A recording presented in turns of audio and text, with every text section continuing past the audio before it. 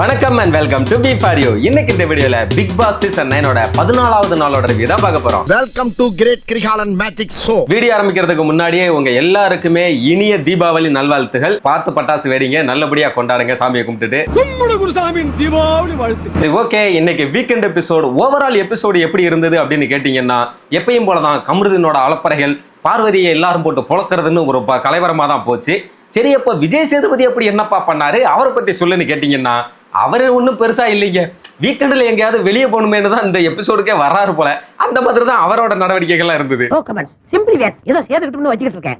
சரி, அப்படி கமருதீனோட அலப்பறைகள் என்னென்ன, பார்வதியை யாரெல்லாம் போட்டு பிறந்தாங்க அப்படிங்கிறலாம் வீடியோக்களை போய் பார்க்கலாம்.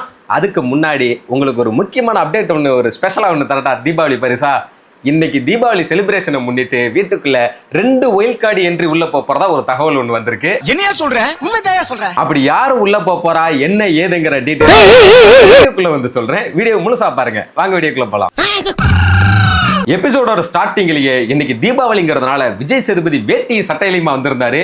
வந்த உடனேயுமே இன்னைக்கு தீபாவளிங்கிறதுனால ஆரம்பத்திலே பிரச்சனைகளை பத்தி பேச வேணாம், முதல்ல அவங்க பண்ண கியூட்டான விஷயங்களெல்லாம் பத்தி பேசுவோம் அப்படிங்கிற மாதிரி சொல்லிட்டாப்ல. எல்லாட்டி மட்டும் அப்படி என்ன பிரச்சனைகளை இவர் பேசிட்டாருன்னு இப்படி சொல்றாருன்னு தான் எனக்கு தோணுச்சு. சரி, அப்படி என்னத்தை தான் கியூட்டான விஷயத்த கேட்க போறாருன்னு பார்த்தாக்கா, நம்ம ஆல்ரெடி சொல்லிக்கிட்டே இருந்த அந்த வினோத் திவாகரோட காம்போ பத்தி தான் கேட்டாப்ல.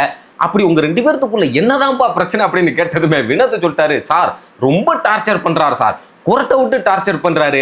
நடுராத்திரியில திடீர்னு எந்திரிச்சு என் ராசி இது, என் நட்சத்திரம் இது, எனக்கு ராசி பலன் சொல்லு, எனக்கு எப்போ கல்யாணம் ஆகுன்னு சொல்லலாம் கேட்கிறாரு சார். சரி, அவரோட நடிப்பு எப்படி இருக்கு அப்படின்னு கேட்டாக்கா, ஐயோ இங்க ஸ்விம்மிங் பூலுக்கு பதிலாக கிணறு மட்டும் இருந்துச்சுன்னு வைங்க, நாங்க எல்லாருமே போய் உள்ள ஊச்சிருப்போம். உனக்கு மட்டும் இல்லடா, உன் மூஞ்ச பார்த்து சொல்றேன், உன் ஏரியால இருக்க எவனுக்குமே கல்யாணம் நடக்காது. அடுத்ததா, சரி அவர் எதுக்கு எடுத்தாலும் உங்க பேரையே சொல்லிக்கிட்டு இருக்காரு, அது எதுக்காகன்னு கேட்டாக்கா, ஐயோ ஆமா சார், எதுக்கு எடுத்தாலும் என் பேரை தான் சொல்றாப்ல.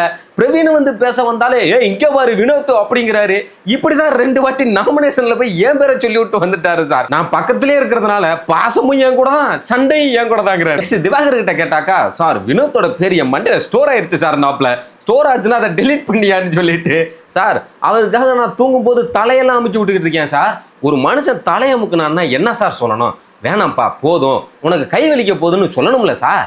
இவர் என்னடான்னா படுத்து தூங்கிறாரு, நானும் தூங்கிடுறேன், ஆனா திடீர்னு நடுவுல எழுப்பி இன்னொரு வாட்டி பண்ணுப்பான்னு சொல்றாருன்னு என்னைய ரொம்ப டார்ச்சர் பண்றாருன்னு பாவம் புலம்புறாரு. ஆனா நெக்ஸ்ட் ஒன்று சொன்னாப்ல, சார் சென்ட் இந்த அக்தர் பாட்டில் வந்துச்சு சார், எல்லாருக்குமே நான் ஒன்னு கொடுத்தேன், அதே மாதிரி இவர்கிட்டையும் போய் கொடுத்தேன், அதை என்னமோ இவர் ஏதோ நீலகிரி தைலம்னு நினைச்சுக்கிட்டு 2 கையிலையும் தடவிட்டு தலையில தேய்க்கிறாரு சார்னு சொன்னாரு பாருங்க.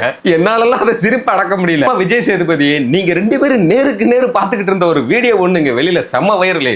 மற்ற பிக் பாஸ்லாம் பையனும் பொண்ணும் பார்த்துக்கிட்ட வீடியோ தான் வைரலு, ஆனா நம்ம பிக் பாஸ்ல தான் நீங்க 2 பேரும் பார்த்துக்கிட்ட வீடியோ வைரல்னு அந்த விஷயத்தையும் இங்க சொன்னாப்ல. எனக்கு என்ன தோணுச்சுன்னா, இதையே அவ்வளவு வைரலானதுனால மட்டும்தான் இதை வீக்கெண்ட்லயே வச்சு பேசிக்கிட்டு இருக்காங்க. அவ்வளவு என்டர்டெய்னிங்கா இருக்குதுன்னா அதை எபிசோடுல போட்டுக்கலாம்ல.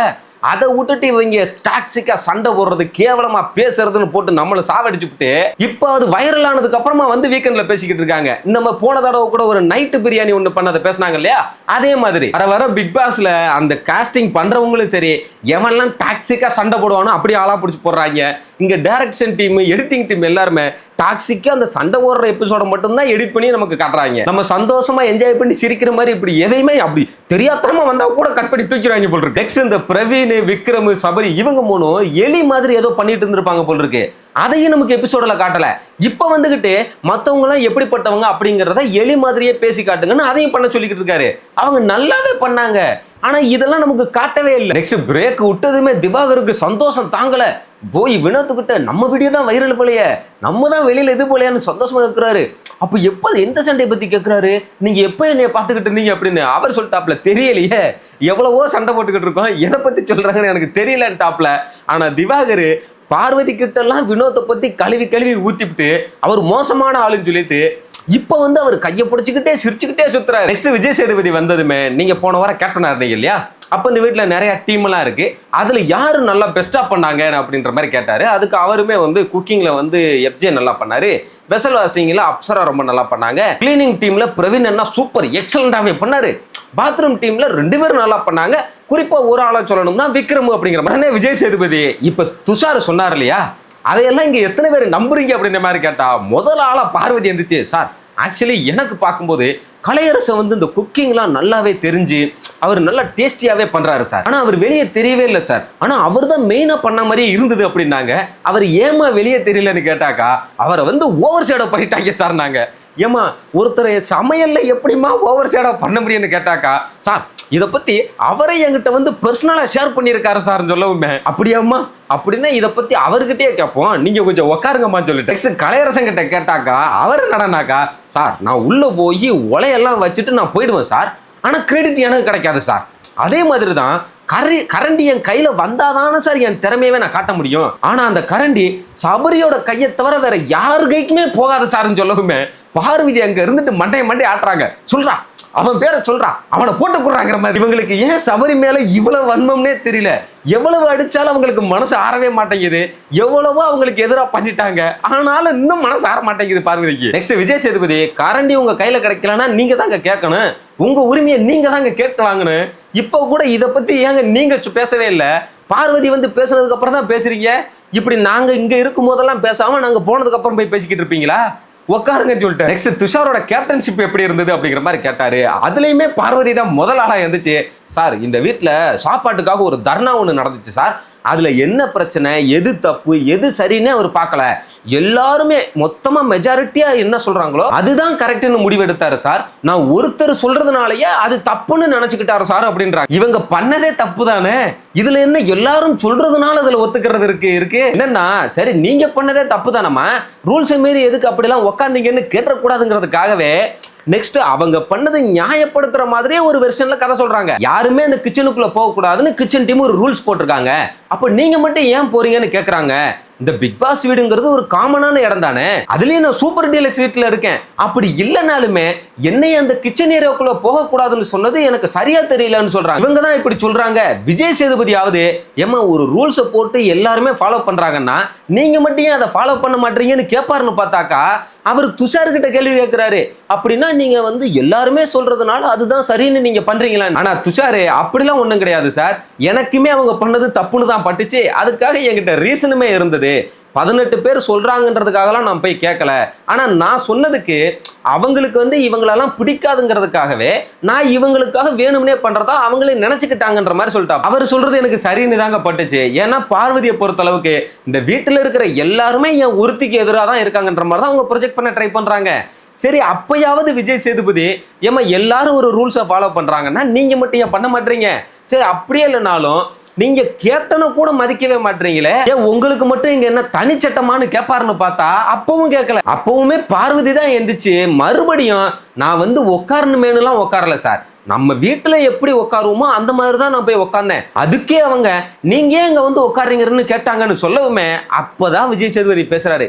ஏமா உங்க வீட்டுல நீங்க உட்காந்துக்கலாம், அது உங்களோட இஷ்டம் அப்படின்னு ஆரம்பிக்கவுமே சரி நம்ம பண்ணது தப்புன்னு சொல்ல வராரு போல் இருக்கு, அவனை கேள்வி கேட்கல அப்படின்னு தெரிஞ்சு போய் ஓ அப்படியா சரி அப்படிங்கிற மாதிரி ஹோஸ்டுக்கு கொஞ்சம் கூட மரியாதையே கொடுக்காம தலையாட்டிட்டு இருக்காங்க. அது பாக்குறதுக்குமே ரெஸ்பெக்ட்ஃபுல்லா இல்லை. அடுத்த விஜய் சேதுபதி என்ன சொல்றாரு, இது எனக்குமே பார்க்கும்போது நம்ம வீட்டுல நம்ம பண்ணலாம், ஆனா வேற ஆளுங்க இருக்கும்போது அவங்களுக்கு அது பிடிக்காம இருக்கலாம், இல்ல அலர்ஜியா இருக்கலாம், இல்ல அன்கம்ஃபர்டா இருக்கலாம். சரி ஒரு வாட்டி உக்காந்தீங்க அதை நீங்க பழக்கத்துல பண்ணியிருக்கலாம், பட் அதை எல்லாருமே வந்து தவறுன்னு சொல்லும் போது கூட அப்படி இல்லைன்னா என்ன கேட்டா வீட்டோட தலை சொல்லும் போதாவது கேட்டிருக்கலாம் அப்படிங்கிறாரு.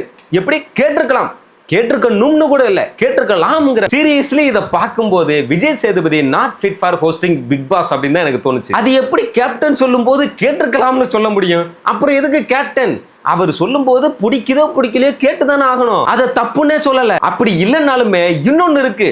ஃபர்ஸ்ட் அவங்க வந்து இதை பழக்கத்துல எல்லாம் போய் தெரியாமலாம் உட்காரல, முதல்ல அவங்க போய் நின்றுகிட்டு தான் இருந்தாங்க.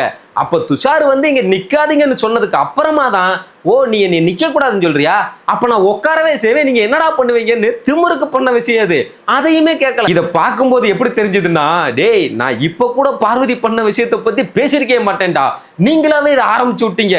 சரி ஓகே ஏதோ நான் பேசுறேன்னு பேசின மாதிரி தான் இருந்தது. சுபிக்ஷா இருந்துச்சு அந்த கஞ்சியில உப்பு போட்ட மேட்டரை பத்தி கேட்டாங்க.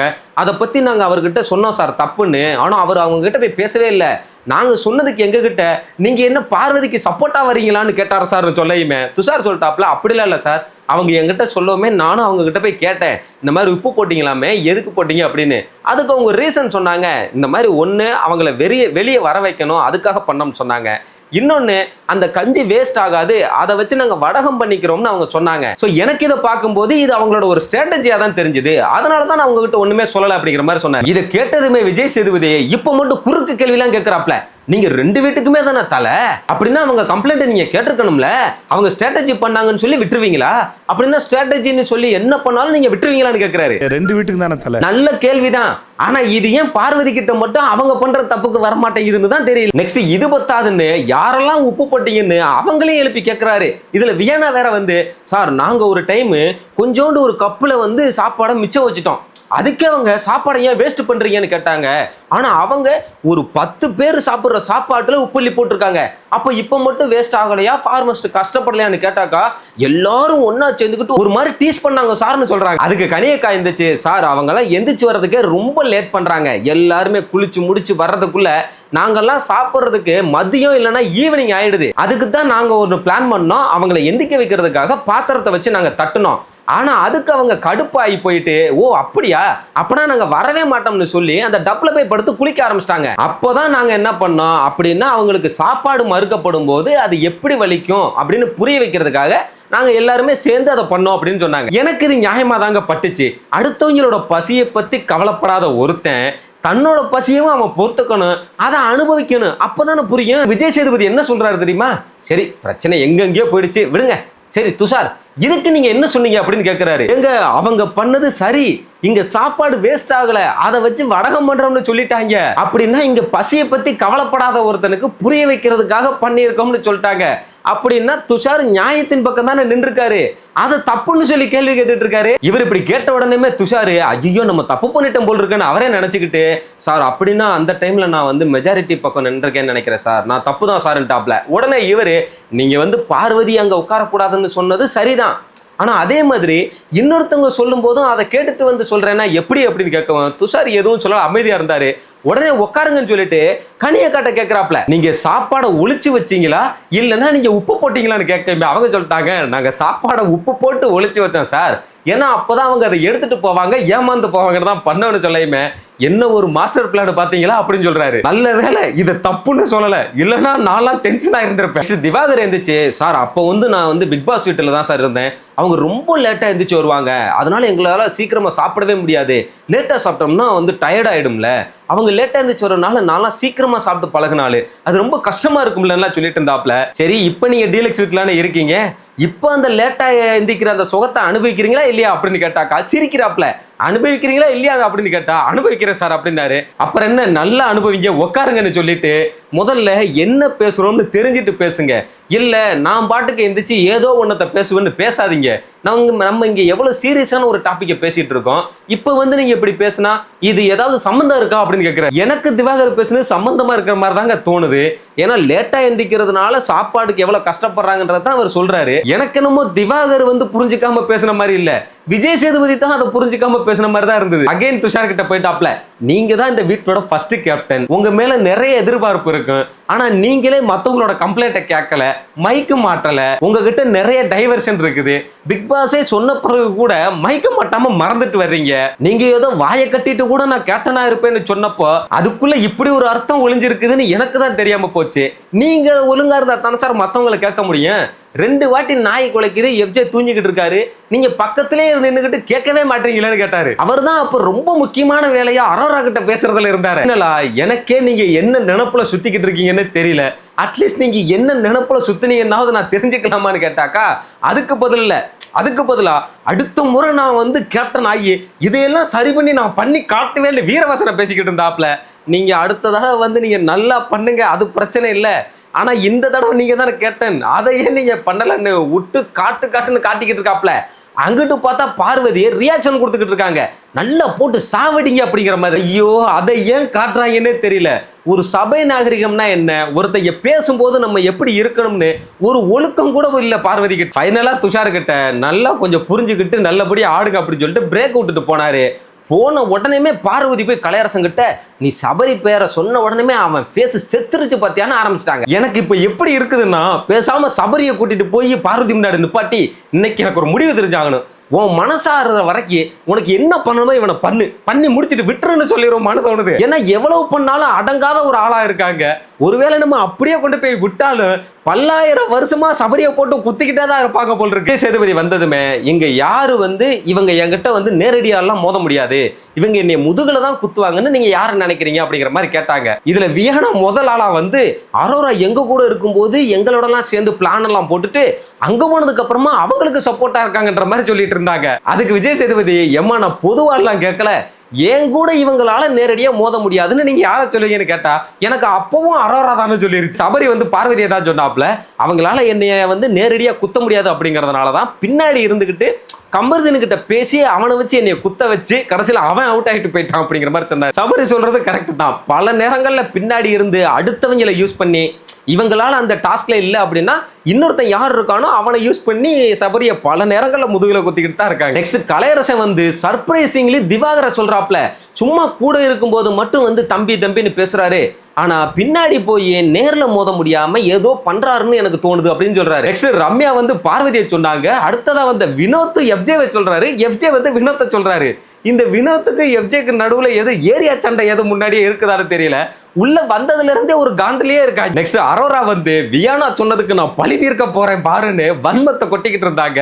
அதை கேட்டதுமே விஜய் சேதுபதி இப்பதான் அவங்க கிட்ட நான் சொன்னேன், மொத்தமா சொல்லாதீங்க, என்கிட்ட இவங்களால நேரடியா மோத முடியாதுன்னு ஏதாவது சொல்லுங்கன்னு சொல்லிட்டேன்னு சொன்னாக்கா, இல்ல இதுதான் ரீசன், என்கிட்ட வேற ரீசன் இல்ல, இப்ப நான் அவளை பத்தி சொல்லியே ஆகணும், அவ இப்படிலாம் பண்றா ஆனா என்கிட்ட ஸ்வீட்டா இருக்கா அப்படிங்கிற மாதிரி சொன்னாங்க. இதை பார்க்கும்போது ஒரு பக்கா ரிவெஞ்சு ஒரு வன்ம மாதிரி தான் இருந்தது. நெக்ஸ்ட் அகைன் துஷார் பார்வதி தான் சொன்னாப்ல, மறுபடியும் உடனே மேடம் ரியாக்ஷன் கொடுக்கறது, காலை ஆட்டிக்கிட்டு ஆட்டிடியூடா அதை பார்த்துக்கிட்டு இருக்கிறது அப்படின்னு ஆரம்பிச்சிட்டாங்க. ஆனா எனக்கு என்ன பயம்னா இப்பெல்லாம் பெரியவங்க மாதிரி ரியாக்ஷன்ல கொடுத்துட்டு தான் இருப்பாங்க. ஆனா இது முடிஞ்சதுக்கு அப்புறமா போய் என்னை இப்படிலாம் சொல்லிவிட்டாங்கன்னு சொல்லி அழுக ஆரம்பிச்சிருவாங்களேன்னு தான். ஏன்னா போன வாரமும் அப்படித்தான் அழுதாங்க, நேத்திக்கு அப்படித்தான் அழுதாங்க. அதான் அந்த மாதிரி எங்க இது முடிஞ்சதுக்கு அப்புறமா போய் என்ன இப்படிலாம் சொல்லிட்டாங்களேன்னு அழுதுருவாங்களோட எனக்கு பயம். நெக்ஸ்ட் திவாகர் எந்திரிச்சு வினோத்தை சொல்லிக்கிட்டு இருக்காப்ல, அவர் எப்பவுமே மத்தவங்க கிட்ட எல்லாம் என்னை பத்தி சொல்லி ஏத்தி விட்டுறாரு, அது கொழுந்து விட்டு எரியுது அப்படின்னு. அவர் என்னடான்னா, ஐயோ நான் எப்பயா உன்னை பத்தி பேசுனங்கிற மாதிரி முழிச்சுக்கிட்டு இருக்காரு. இதைத்தான் சொன்னேன், இதுதான் திவாகரோட உண்மையான குணம்.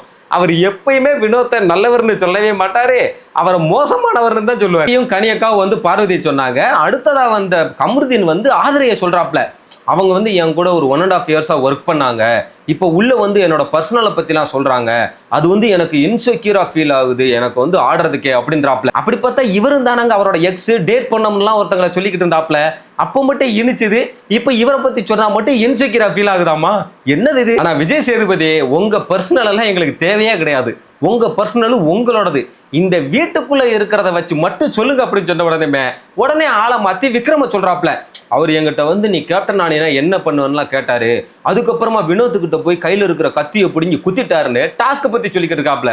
விஜய் சேதுபதி பார்த்தாரு, சரி இவகிட்ட பேசி பிரயோஜனம் இல்ல, இவன் புரிஞ்சுக்க போறது இல்லைன்னு சொல்லி சரி உட்காருங்க, எனக்கே டயர்டா இருக்குங்க, அந்த டாஸ்கே அதுதாங்க, அந்த கேமே குத்துறது தாங்கன்னு சொல்லிட்டு இருக்காரு. ஃபைனலா கடைசியா தான் வந்தாங்க பார்வதி. நான் கூட சபரியை சொல்லுவாங்கன்னு எதிர்பார்த்துக்கிட்டு இருந்தாக்கா சர்ப்ரைஸா விக்ரம சொன்னாங்க. எப்படிடா இது சபரியை விட்டுட்டு விக்ரம சொன்னாங்கன்னு தெரியல, இன்னைக்கு நைட் அவங்களுக்கு எப்படி தூக்கம் வரப்போகுதுன்னு தெரியல. நெக்ஸ்ட் பிரேக் விட்டுட்டு போனதுமே அரோரா வியானா சொன்னதுல ஹர்ட் ஆகி போய் அழுதுகிட்டு இருந்தாங்க. அப்போ ஆதிரை போய் அவங்களுக்கு ஆறுதல் சொல்லிட்டு இருக்காங்க, இங்க எல்லாருமே இப்படித்தான், கேமே அப்படிதான் ஆடுவாங்க, வீக்கெண்ட் வந்துச்சுன்னா எல்லாருமே அவங்களுக்குள்ள இருக்கிறதெல்லாம் கொட்ட தான் செய்வாங்க, இதுக்கெல்லாம் போய் நீ அழுதுகிட்டு இருப்பியா அப்படின்னு கேட்டுக்கிட்டு இருக்காங்க. ஆனா இந்த கமருதீன் பின்னாடி இருந்துகிட்டு ஆமா ஆமா பர்சனலை கூட சில பேர் சொல்லிடுவாங்க, பர்சனலை கூட சில பேர் சொல்லிடதான் செய்வாங்க, அவங்கெல்லாம் சோறு திங்கிறாங்களா என்ன திங்கிறாங்கன்னே தெரியலன்னு ரொம்ப மோசமா பேசிக்கிட்டு இருக்காப்ல. ஆனா இவர் இப்படி பேசுமே அரோரா கடுப்பாகி போய், உனக்கு அறிவே இல்லையா கமருதீன், நான் ஒரு விஷயத்துக்காக ஃபீல் பண்ணிக்கிட்டு இருக்கேன், அப்ப கூட நீ உன்னோட விஷயத்துக்காக யூஸ் பண்ணிக்கிட்டு இருக்க, கிளம்புன்னு சொல்லி கடுப்பாயிட்டாங்க. கொஞ்சம் கூட அறிவே இல்லாத ஒரு பீஸ் தான் இந்த கமருதீன். தன்னோட வன்மத்தை ரொம்ப கேவலமா காட்டுறாரு, வார்த்தைகள்லாம் ரொம்ப மோசமா இருக்கு, உன்னெல்லாம் திருத்தவே முடியாது கமருதீன், கிளம்பு அப்படின்ட்டு இருக்காங்க. உடனே இவர் ஆதிரை கிட்ட போயிட்டு, இதெல்லாம் ஒரு பொழப்பா, கேவலமா இல்லையா, எவ்வளவோ பொழப்பு இருக்குது, இதெல்லாம் கேவலமான ஒரு பொழப்பு, என்கிட்ட எல்லாம் இந்த மாதிரி பண்ணக்கூடாது ஆதிரைன்னு இருக்கா. கரெக்டு தான், இவர்கிட்ட எல்லாம் பழகுனதே முதல்ல தப்பு, இந்த மாதிரி கேவலமா பேசக்கூடிய ஒரு ஆளுகிட்ட பழகுனதுக்கு பதிலா பேசாம அவங்க 2 நாய்க்குட்டி வாங்கி வளர்த்துருக்கலாம், அதுவாவது வாய் பேசாம இருந்திருக்கும். இப்பவும் இவர் பேசிக்கிட்டு இருக்கும் போது ஆதிரை அமைதியா தான் இருக்காங்க. உடனே இவர் ஓவரா சோத்துல உப்பு போட்டு சாப்பிடு அப்படிலாம் பேசாம அரோரா டென்ஷன் ஆகி கமருதீன் அப்படின்னு கத்துறாங்க. ஆனாலும் இவர் மேற்கொண்டு இன்னொரு வாட்டிலாம் இந்த மாதிரி பண்ணக்கூடாது, புரியுதா? என்னை பத்தி பர்சனல்லாம் சொல்றதுக்கு நீ யாருன்னு இவர் பேசுறத பேசிக்கிட்டே தான் இருக்காப்ல. கமருதீன் நிப்பாட்டுற மாதிரியே தெரியல. நீ எல்லாம் எவ்வளவு கேவலமான ஆளு தெரியுமா? நீ உன் கூட எல்லாம் நடிச்சேன் பாரு அப்படிங்காரு. பார்வதியே சொல்றாங்க வார்த்தையை அளந்து பேசுறா அப்படின்னு. இந்த பக்கம் அரோரா ஸ்டாப் கமருதீன்னு சொல்றாங்க. யாரையுமே காதுல வாங்கல. இவர் ஹீரோயிசம் நினைச்சுக்கிட்டு வில்லனை விட ரொம்ப மோசமா ஒண்ணு பண்ணிக்கிட்டு இருக்காப்ல. இதுல இவர் இவ்வளவு கேவலமா பேசிட்டு அவ்வளவு மோசமா நடந்துகிட்டு ஆதிரைக்கு வந்து மானம் போச்சாமா. அவ்வளவுதான், நான் பேசுனதுக்கே உன் மானம் போச்சு அப்படிங்கிறாப்ல. அப்புறமா அந்த பக்கம் போயிட்டாங்க. சரி, அதுக்கப்புறமா அது முடிஞ்சிடும்னு பார்த்தா ஆதிரை இங்க நின்று கோமா பாத்துக்கிட்டு இருக்காங்க. மறுபடியும் வந்துட்டாரு. என்ன அமைதியா இரு, அதான் உனக்கு நல்லது. நாங்க வந்தேன்னு வையே உன் மானம் போயிரும் அப்படிங்காப்புல. உடனே அரோரா கடுப்பா போய் இப்ப நீ என்ன பண்ணுவ அவளை அப்படின்னு கேட்டாக்கா, இது உனக்கு சம்பந்தம் இல்லாத விஷயம், நீ தள்ளிப்போ அப்படின்னு பர்சனல் எதுக்கு நீ இங்க கொண்டு வந்து பேசுற? நீ யாரு நீ முதல்ல அப்படின்னு கேட்கிறாரு. சரி, அப்படி நான் என்னதான்டா சொன்னேன் அப்படின்னு கேட்டா அதுக்கு பதில் சொல்ல பாட்டிக்காரு. நீ யாரு? நீ எதுக்கு என்னை பத்தி அவகிட்ட அப்படி சொன்ன அப்படின்னு கேட்கிற. கடைசியில இவங்க சண்டையை முடிக்கிற மாதிரி இல்ல, அதுக்குள்ள விஜய் சேதுபதியே வந்துட்டாரு. இதுக்கு நடுவுல ஆதிரையை அடிக்கிற மாதிரி எல்லாம் போறாரு. அப்புறமா சார் சொல்றாரு, ஷோ ஸ்டார்ட் ஆக போகுது, அதை முடிச்சிட்டு வர்றேன் இரு, அதை முடிச்சிட்டு நான் உங்ககிட்ட வர்றேன் அப்படின்டாப்ல.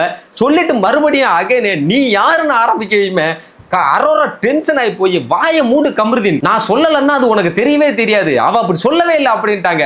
அப்படி சொல்லலைன்னா உனக்கு எப்படி தெரியும் அப்படின்னு கேட்டாக்கா, நீ கேட்டில என்கிட்ட 2 நாளா நான் ஏன் பேசலன்னு, அவ சொன்னதை நான் யோசிச்சுக்கிட்டு இருந்தேன், ஆனா இப்ப தெரியுது அவ சொன்னது கரெக்ட் தான் சொல்லிட்டாங்க. இப்பயாவது புரிஞ்சுதே கமருதீனை பத்தி, இனிமேலாவது ஒதுங்கி போங்கன்னு தான் எனக்கு தோணுது. ஆனா கடைசி வரைக்கும் இவங்க நிப்பாட்டம் மாதிரி இல்ல. விஜய் சேதுபதியை உள்ள வந்து ஆடியன்ஸ் கிட்ட அப்புறம் கேட்கிறாரு, வெளியே நடந்த விஷயத்தை பத்தி உள்ள பேசுறது நாகரிகமா அநாகரிகமானு கேட்டாரு.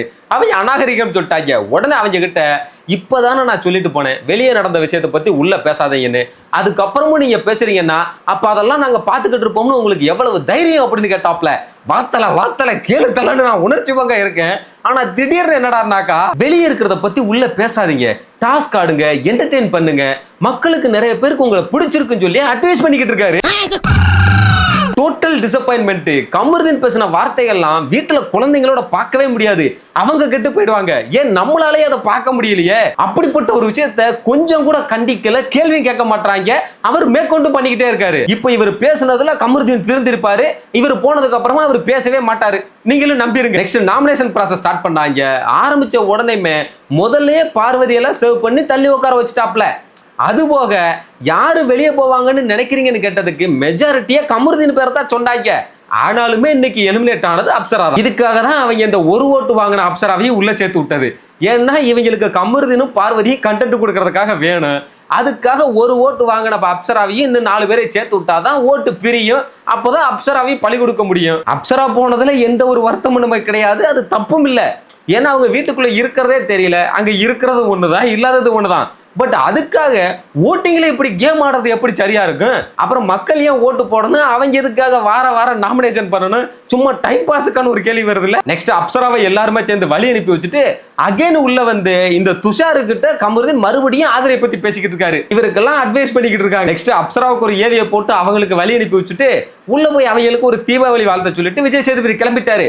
ஆனா அங்க பார்த்தாக்கா கமருதீன் இவர் போய் ஆதிரையை அசிங்கமா பேசிட்டு இப்ப பார்வதி கிட்ட போய் நான் வெளியே போறேன், என்னால இருக்க முடியாதுன்னு சொல்லி இவர் அழுதுகிட்டு இருக்காரு. என்னடா நடக்குது இங்க?